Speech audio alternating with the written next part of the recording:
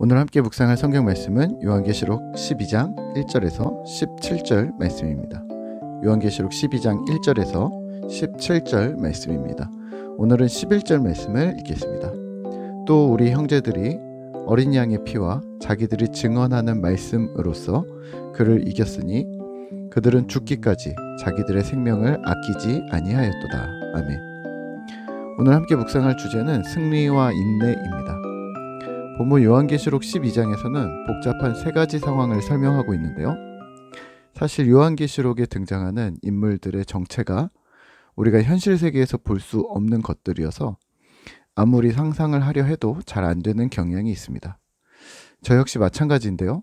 이런 부분은 너무 상상하려 하지 마시고 살짝 가볍게 넘어가셔도 됩니다. 왜냐하면 여자가 태양을 옷처럼 입고 있다든지 달을 밟았다고 하면 어떻게 하늘에 날아다니는 건지 아니면 땅과 발 사이에 달이 끼워져 있는 것인지도 잘 상상이 안 되고, 또 붉은 용이 머리가 7이라는데 뿔은 10개랍니다. 7머리 하나마다 10개의 뿔이 있는 것인지 아니면 7머리에 하나씩 뿔이 있고 몇 개의 머리에 2-3개의 뿔이 더 추가로 있는 건지도 잘 모르겠죠. 괜찮습니다. 현실이 아니니 그럼 상상할 수 없는 무시무시한 동물이 등장했다고 보시면 될 듯합니다. 여하튼 오늘 12장에서 붉은 용은 사단으로 이해하시면 됩니다. 첫 번째 상황은 해산하는 여자입니다. 한 여자가 등장하고 아이를 낳는다고 합니다. 이 아이는 세상을 구원할 메시아이겠죠. 그리고 당연히 붉은 용은 이 아이를 죽이려 합니다. 여기까지 보시면 어떤 영화가 생각나지 않으실까요? 네, 맞습니다. 터미네이터입니다. 세상을 구원할 메시아를 어린 시절에 죽이려는 터미네이터, 그리고 이를 지키려는 어머니의 구도로 상상하시면 이해가 편하실 듯 합니다. 물론 유사점이 있는 것이지 구체적인 내용들은 좀 다릅니다. 4절과 5절입니다. 그 꼬리가 하늘의 별 3분의 1을 끌어다가 땅에 던지더라. 용이 해산하려는 여자 앞에서 그가 해산하면 그 아이를 삼키고자 하더니 여자가 아들을 낳으니 이는 장차 철장으로 만국을 다스릴 남자라. 그 아이를 하나님 앞과 그 보좌 앞으로 올려가더라. 아멘. 온 세상을 다스릴 메시아는 하나님이 하늘로 올려 구원하셨습니다. 여인은 하나님께서 예비하신 곳에서 아이를 양육했습니다. 두 번째 상황은 하늘의 전쟁입니다. 이 부분은 그리스 로마 신화와 연관된 영화들을 상상하시면 빠를 텐데요.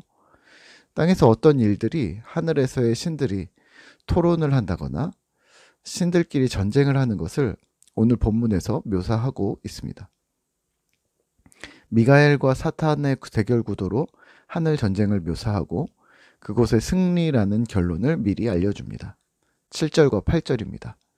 하늘에 전쟁이 있으니 미가엘과 그의 사자들이 용과 더불어 싸울세.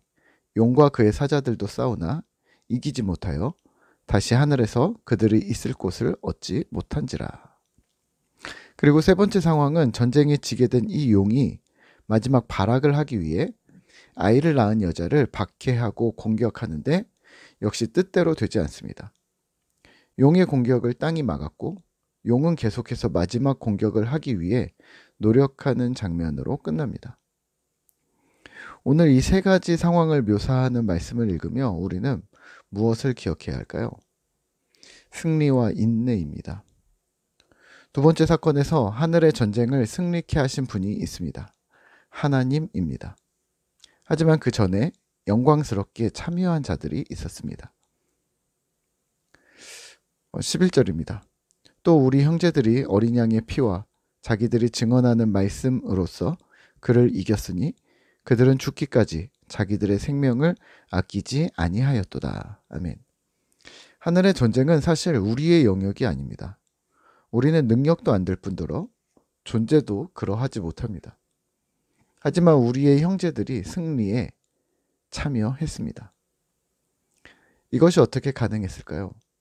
두 가지입니다. 어린 양의 피와 증언하는 말씀이었습니다. 어린 양의 피, 예수 그리스도와 하나님의 말씀입니다. 인간의 힘으로 엄청난 붉은 용, 사탄의 세력을 이길 수 없는 것이 맞지만 하나님의 백성인 신자들은 이 참소자인 사탄을 이겼던 것이죠.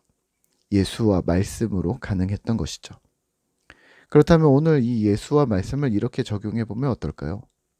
주님을 향한 믿음과 주님의 메시지입니다. 실제 온 세상의 주인이신 예수 그리스도를 의지하는 믿음, 그리고 주께서 주시는 지침인 말씀, 그것이 세상의 공중 권세 잡은 자를 이긴다는 것이죠. 2025년을 살아가는 신자인 우리를 보며 세상은 허튼 짓을 하거나 쓸데없이 시간을 낭비하는 것이라고 볼 수도 있습니다. 교회를 간다고 떡이 나오는 것도 아니고, 큐티하고 성경을 읽는다고, 기도한다고 갑자기 대박 나거나 어떤 실제적인 유익이 없는 것처럼 보이기 때문입니다. 하지만 우리는 하늘나라에 속하였지만 이 땅을 살아가는 존재라는 것을 기억하시면 어떨까요? 보이지 않는 믿음은 세상을 이깁니다. 들리지 않는 하나님의 음성을 말씀을 통해 듣고 실행하는 자들은 이 땅에 하나님 나라를 건설합니다. 이것이 승리입니다. 이 엄청난 비밀을 가진 우리는, 그러한 신자들은 죽기까지 자기들의 생명을 아끼지 않았습니다. 오늘 우리도 세상이 볼 때 어리석어 보이고 사소해 보이는 믿음에 생명을 걸어보면 어떨까요? 인생을 거는 겁니다. 우리의 삶의 방향을 맞추는 것입니다. 그렇게 사명을 따라 가는 것이죠. 오늘 하루도 또 한 주를 마무리하며 주님의 은혜를 우리 삶 가운데 실현해내는 신실한 신자 되시기를 기도합니다.